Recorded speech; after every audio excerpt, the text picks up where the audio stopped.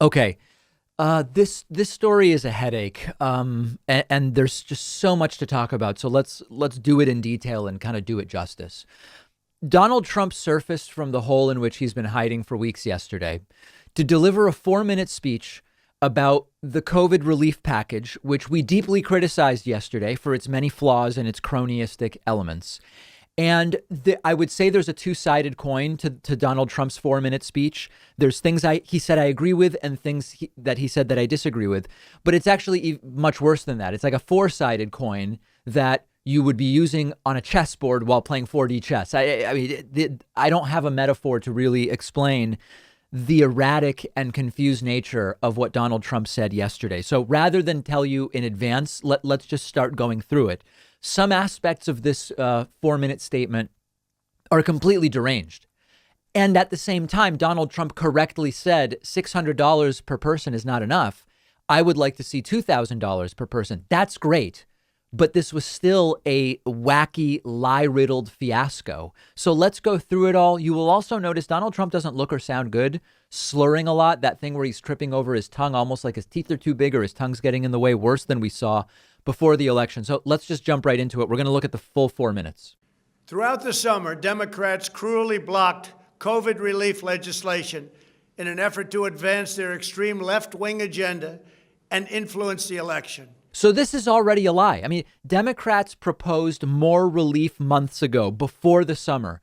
Mitch McConnell said, we're not doing another relief bill. Trump was MIA every once in a while saying, well, there's negotiation.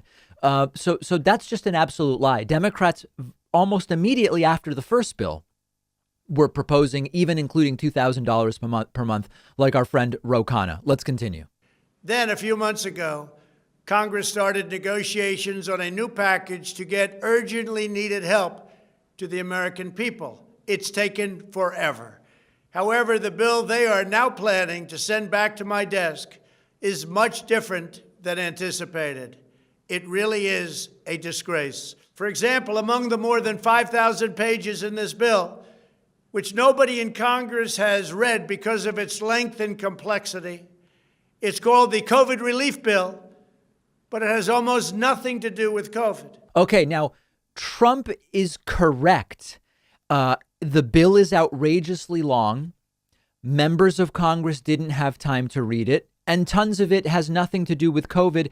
But it's not that the COVID bill has nothing to do with COVID. Remember, they wrapped up together a funding of government bill and the COVID bill, 5,500 pages, and we're given everything to vote on together. So Trump is right that there wasn't enough time, but he's now starting to get into one of the big deceptions of the speech. Let's continue. This bill contains $85.5 million for assistance to Cambodia, $134 million to Burma, $1.3 billion for Egypt and the Egyptian military, which will go out and buy almost exclusively Russian military equipment. $25 million for democracy and gender programs in Pakistan. $505 million to Belize, Costa Rica, El Salvador, Guatemala, Honduras, Nicaragua, and Panama. $40 million for the Kennedy Center in Washington, D.C., which is not even open for business. $1 billion for the Smithsonian, and an additional $154 million for the National Gallery of Art. Likewise, these facilities are essentially not open. $7 million for reef fish management, $25 million to combat Asian carp, $2.5 million to count the number of amberjack fish in the Gulf of Mexico, a provision to promote the breeding of fish in federal hatcheries, $3 million in poultry production technology, $2 million to research the impact of down trees, $566 million for construction projects at the FBI. Okay, so this is now where it goes completely off the rails. First of all, Trump only mentions countries he doesn't care for, or sort of like S-hole countries he doesn't think we should give money to. And he mentions climate and environment related stuff that he also doesn't care for. And I want to be careful because this is two-sided. None of that stuff is part of the COVID bill. Remember, they had two bills together. This was like an omnibus. You had the funding of government and you had COVID. And in the funding of government, you have aid and money designated for different countries. Now, it's not really the COVID bill. Does Trump know that? I don't know the answer to that. There are lots of people who fell for the idea that a lot of these things are in the COVID bill when they're not. Trump could be lying in order to make a political point, or I don't know. But Trump himself may not Trump may just be watching Newsmax, Fox, whatever, and he may be falling for the idea that the funding is in the COVID bill. I don't know. I really don't know the answer. Now, in fairness, overall, when you look at the totality of what's going on here, Donald Trump is simultaneously stumbling across some important critiques of the system. Like Trump doesn't, it's so insane. If Trump, instead of just saying we're giving money to Pakistan and for carp or whatever, if he were to say, and sort of say, also mentioning 5,500 pages, they didn't have time to look at it. If instead he said, these two bills shouldn't even be together. The COVID bill should be simple. It should be a standalone bill. It should have been shorter. People should have been able to, it should have been short enough that everybody can actually look at it and then separately deal with this other bill. That would be a really good critique of how politics is done. Instead, Trump goes almost into his xenophobic stuff of listing countries we shouldn't be giving money to. And then he builds on that by going into the immigration stuff. The bill also allows stimulus checks for the family members of illegal aliens, allowing them to get up to $1,800 each. This is far more than the Americans are given. Now, this is really deceptive. Trump's claim is that Americans get $600, but illegal immigrants get $1,800. That's just not true. OK, and let's see if I can explain this. What is true is that if you are a U.S. citizen or a legal permanent resident with a green card, you get $600, and you get the $600 even if your spouse or partner is here illegally. OK, the spouse or partner doesn't get $600. Undocumented immigrants don't get any money. You don't lose your $600 if your spouse or partner is an undocumented immigrant. And if you are here legally and you have kids here, you get the $600 per kid, even if your spouse or partner is an undocumented immigrant. So Trump saying illegal immigrants get more money than Americans is wrong in a bunch of different ways. The point is, being with an undocumented immigrant does not preclude you as a legal citizen or resident from getting $600 for yourself or the $600 per child. It's a completely fabricated way to attack immigrants. Let's continue.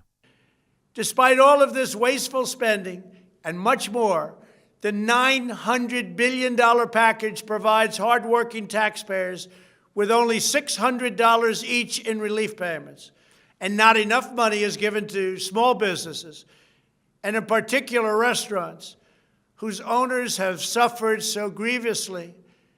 They were only given a deduction for others to use in business their restaurant for 2 years. This 2-year period must be withdrawn, which will allow the owners to obtain financing and get their restaurants back in condition. Congress can terminate it at a much later date, but 2 years is not acceptable. It's not enough. Now, this is where I find Trump to be saying some things correctly, and this is why the populist rhetoric can be so tricky and so pernicious.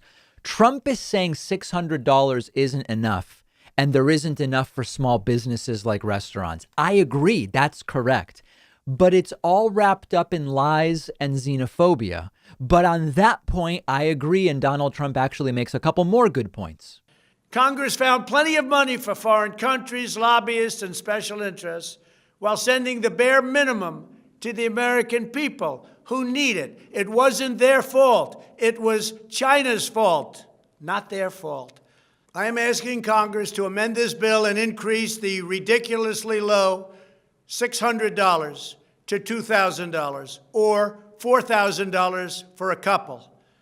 I'm also asking Congress to immediately get rid of the wasteful and unnecessary items from this legislation. So Trump wants $2,000, not $600. That number happens to be exactly what people like Ro Khanna, congressman, have been asking for months, including when Trump claimed, oh, Democrats didn't negotiate. He said that at the very start of this speech. This is all backwards. And along those lines, Trump now complaining about all these countries getting money, Egypt, etc. Trump asked for those countries to get money in his budget. But now he's saying the problem is they're getting the money in the COVID bill, which they're really not. They're getting it in the bill that was voted on in conjunction with the COVID bill. So it's all lies. And then now Trump, on the number of dollars per person, happens to pick the exact number that many Democrats were asking for, $2,000. And immediately, many Democrats jumping and saying, great, we'll rewrite it right now and put in $2,000. That it doesn't. Republicans don't want that, but we're glad to do that. So Trump is right on some aspects here, but he's a liar and he's completely disingenuous. And then now the rap with Donald Trump threatening to veto, and he just can't help himself. He has to throw in, maybe he will actually be the person sworn in this January 20th and not Joe Biden. And to send me a suitable bill, or else the next administration will have to deliver a COVID relief package. And maybe that administration will be me, and we will get it done. Thank you very much. He cannot help himself. He, at any event, no matter what it's about, he has to say, it might be me who gets that second term on January 20th, not Joe Biden. So the big picture is, if Trump does veto it, nobody gets a penny, and that's the risk right now. Let's call Trump's bluff. Trump says he wants $2,000. Rewrite the bill. Democrats say you want to do the $2,000 and put it on Republicans to say no. If Trump really is serious about he wants $2,000 per person, Democrats are ready to do it and make it be Mitch McConnell or whoever is going to come out and say, no, we don't want to do the $2,000. So we'll see what the next 24 hours bring. If this ends up getting people $2,000 instead of $600, even as disingenuous and dishonest and clueless as Trump is, I'll be glad. And remember, I'm getting zero. I'm not negotiating for myself. I'm not getting any money from this. But remember, there were two bills here, funding government and COVID. And if it's vetoed, not only do people get nothing, we may even end up with another government shutdown. Who knows what happens then in terms of transition, in terms of so many different things. But we'll deal with that if and when it becomes an issue. Remember that on January 1, 2021, we have a one-day membership special going on. If you've been thinking of grabbing a membership at joinpakman.com, but you want a completely disgusting, immoral discount with which to do it, 1/1/21 is the day. If you want to be notified of this great membership special, just get on our newsletter. You can sign up at davidpakman.com. And January 1st, you will get a perfect email from me telling you exactly how to sign up. If you are anything like me, you probably aren't thrilled with the idea of going into a doctor's office right now. And thankfully, there's a practical and affordable way to take control of your health and get personalized care from the comfort of your home. It's a service called SteadyMD. They're one of our sponsors. You take a quiz, you get matched with a licensed primary care physician who understands your health needs. You have a 1-hour video call with your new doctor. You establish a meaningful relationship with them. And after that, your doctor is available to you anytime by text, phone, or video chat. This is not a random doctor on call. Each doctor at SteadyMD has a limited number of patients, so they actually have time to listen to you. You get the personal attention that you deserve. They can do almost everything an in-person doctor can do, perform medical evaluations, talk to you about health concerns, send prescriptions to your home or local pharmacy, and anything they can't do online, they'll quickly set you up with an in-person provider to do, things like blood tests as an example. You don't need insurance. It's only 99 bucks a month with no other fees or copays.